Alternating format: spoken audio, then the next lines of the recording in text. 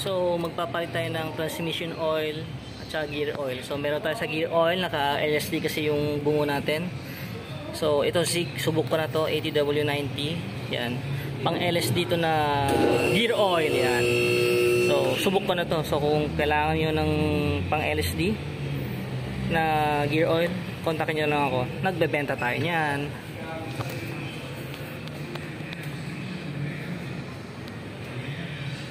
Tsaka any gear oil naman, basta ATW90 GL 5. Okay yan, good yan. Kasi itong sa adventure mga isa't kalahati yun, yung malalagay natin dito. So may matitira pa konti dito, mga kalahati. So kontakin nyo lang ako kung gusto nyo ng LSD gear oil. Tsaka tingnan natin sa transmission oil kung paano nila i-DIY. So kung kaya nating i-DIY yung transmission oil. Alright. Yung gear oil, kahit hindi na itaas yan, kaya naman i-DIY yan. May mga videos ako sa YouTube. Nakailang beses na akong palit neto eh. So kayang-kaya naman.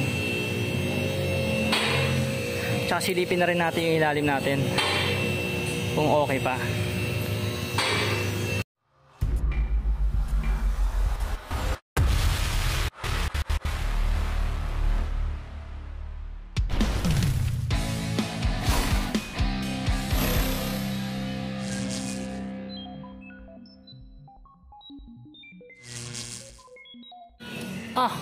Madumi na ba?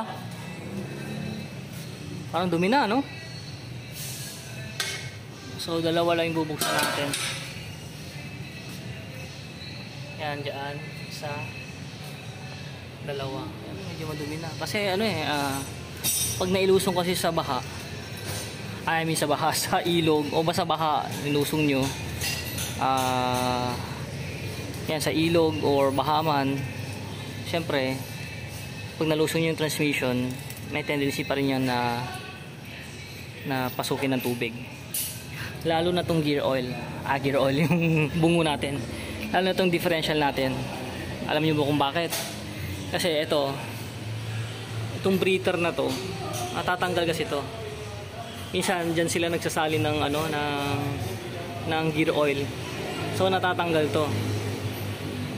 So, breather yan eh. So, kapag nalubog to, syempre, may tendency pa rin na pasukin pa rin ng tubig to. So, maigi talaga na kapag binaha kayo or nalusong nyo sa ilog o saan man, basta na medyo malalim, tatansya nyo naman eh. So, sa akin, kung hanggang dito, lagpas dito, 31 inches na gulong pag lagpas dito, sigurado na yan. Papasukin yan. Lalo na kung tubig hanggang dito na.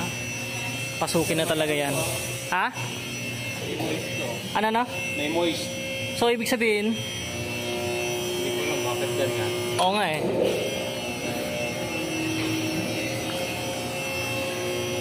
Moist ba yan? Pintura? Langis? Ano? So, yan. Buksan natin. May moist daw siya. So, di ko alam kung bakit may moist. So, ganyan lang pagbukas.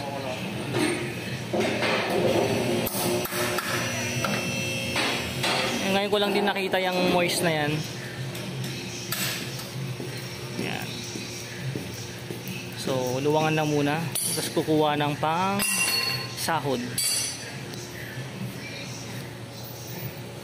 So, tingnan natin mamaya kung gagamitan nila ng hangin yan para bumagsak lahat ng oil, gear oil at saka transmission oil. Tingnan natin. Ito yung hangin i-erehan nila yan eh.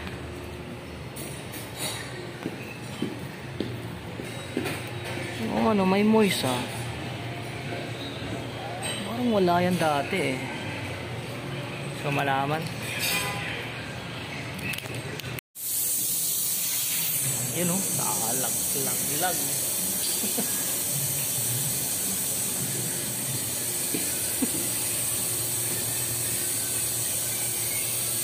So mas may ganyan na e-erehan hangin para yung mga latak-latak mga deposit talaga tanggal, kaya tinatanggal yung tornilyo sa taas kasi doon siya maglalagay ng ere. Kita nyo ba? So abang-abang kayo, baka ipa ano ko to, undercoat ko to, papa-undercoat ko. So 9 years na to hindi pa na undercoat. Malaga naman ako kaya wala pa masyadong kalawang. 9 years na yan. Ano, wala naman kayo masyadong makitang kalawang. Alaga ko rin kasi ito sa linis. Yan. So pero papa-undercoat na natin para sigurado, para mas tatagal siya lalo. Sinisilip ko rin kasi yung mga ilalim kung may mga problema.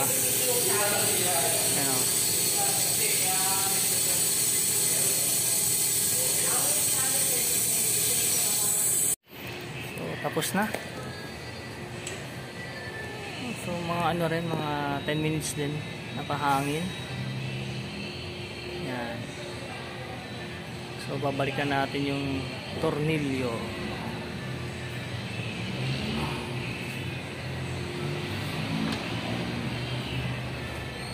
Ganun lang.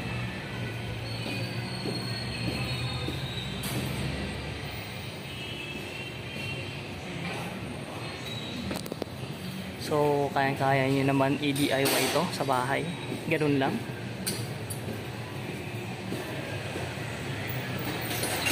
Usually naman yung iba wala namang ano, hindi naman na iniirehan.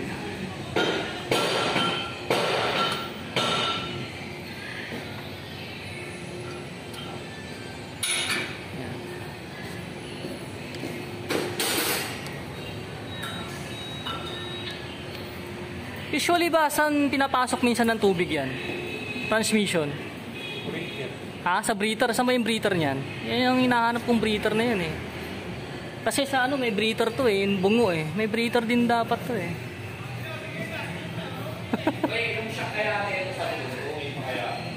Yun ang breather. So meron tong breather.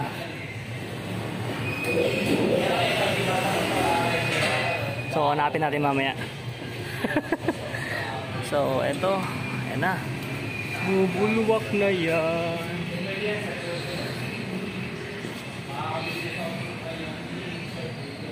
Tingnan natin kung ano yung itsura. Kasi malinaw pa. No?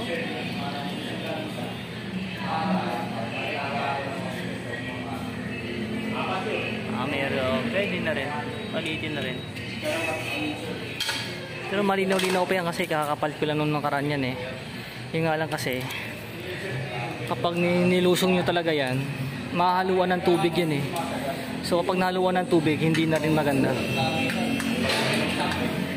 Ayan o.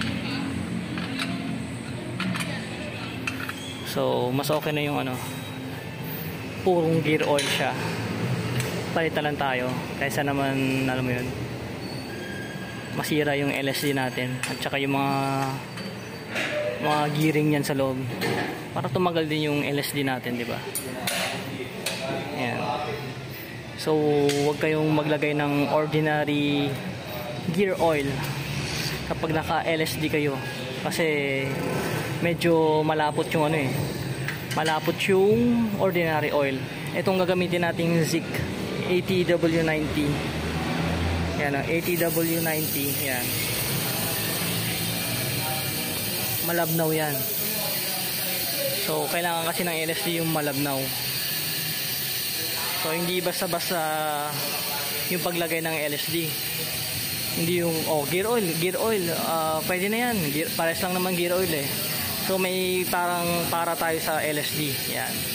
Saka yung sa truck na na gear oil, magkaiba din yun. Dapat alam nyo yung ano nun. Ayan o.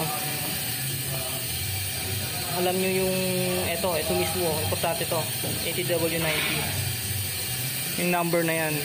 Sa mga truck, iba rin yung gear oil na ginagamit dun. Mga truck na merong LSD, iba rin yun. So ito sa Delica Pajero yan. Ganun lang yung swabe. Kahit sa Perosa, iba din yung gamit ng gear oil sa Perosa. So iniirehan na yung natin, yung bungo natin. Ayan. Para laglag talaga. Para mas mabilis yan kasi ay yung mga latak-latak niyang nandiyan sa loob. At least dumaloy, lumabas talaga. So antayin na natin pagsalin. Okay yung kasi dito kayo katulad yan, meron akong ganyan. Iimbudo na lang yan. Kasi kapag sa kanilang oil may nilalagay silang may ginagamit silang machine na panglagay dyan. Kaya mas madali. So ito ngayon, imbudo, okay na yan. Mataas naman imbudo na lang yan. Kasi yung kapag sa kanila na oil, na gear oil, meron silang machine. Doon lang nila nilalagay. Okay. So tingnan natin mamaya. So yan na, may imbudo na tayo. Balik muna natin yung yung tornilyo dun sa baba. Siyempre kapag nilagyan mo yan dapat hindi lalabas yan dyan, kaya sasarado natin. Yan.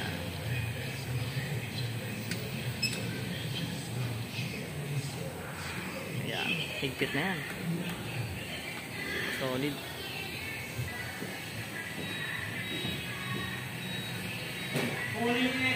Ayan, kung makikita nyo yung labnaw ng 80W90 na LSD gear oil.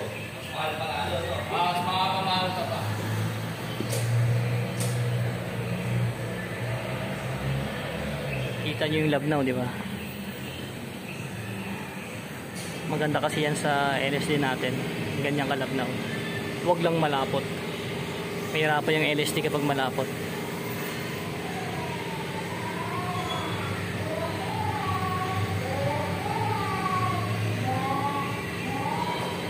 So kontakin nyo lang ako kung gusto nyo bumili ng 80W90 na Zik LSD gear oil.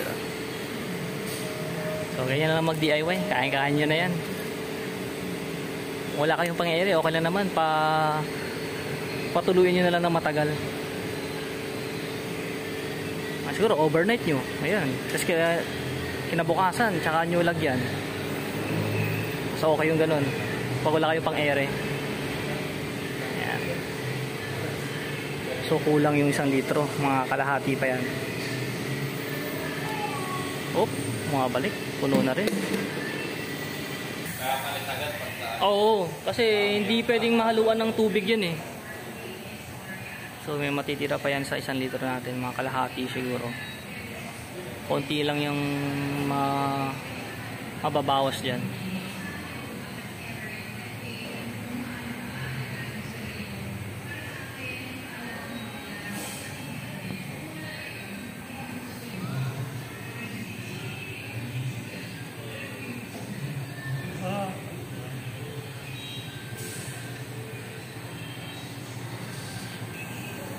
Yan na, puno na. Hindi pa.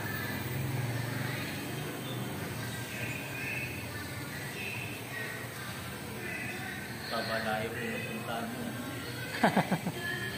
Formal lang.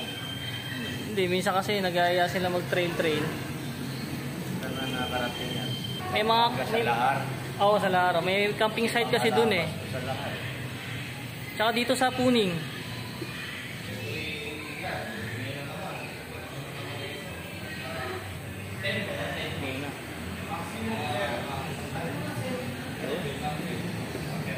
Muna.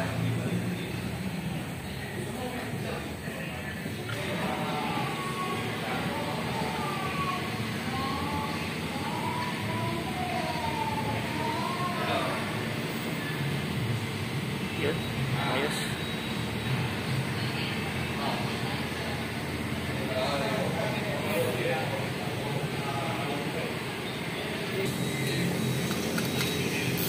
So gamit kayo ng special tools para saktuhan lang yung higpit Hindi yung sobrang higpit, hindi yung maluwang, saktuhan lang.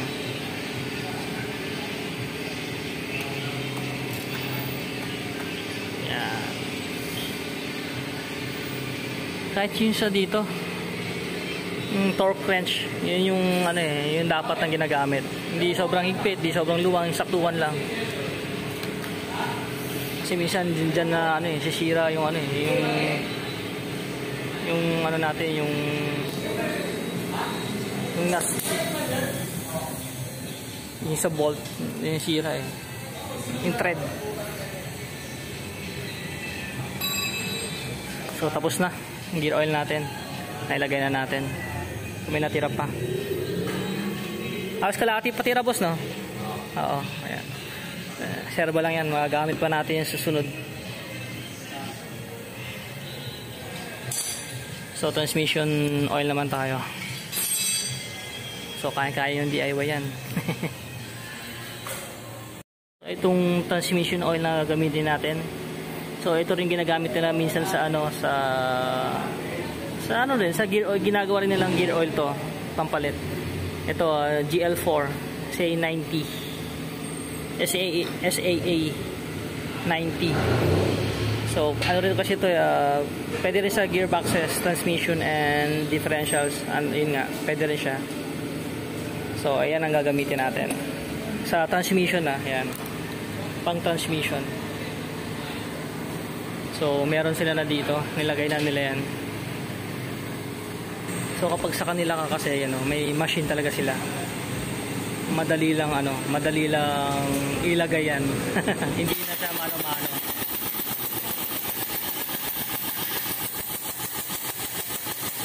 Kapag sa kanila yung mga oil. So kapag may dala ka, iimbudo nila yan. Pero kapag sa kanila na oil yan, ganyan, may machine sila.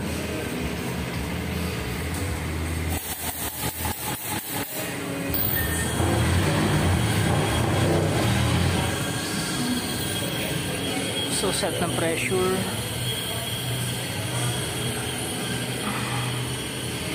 Na, baka tumalsik.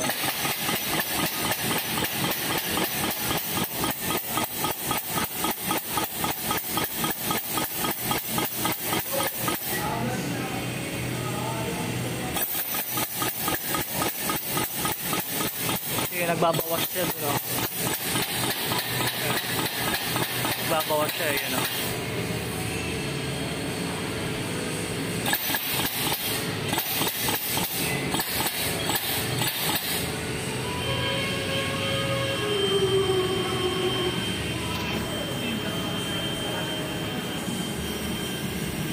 Bilis lang Puno na yung boss. Oo nga ako tumutulo. Puno na, ang bilis.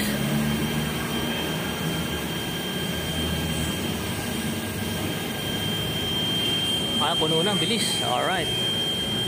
Iigpitan na lang.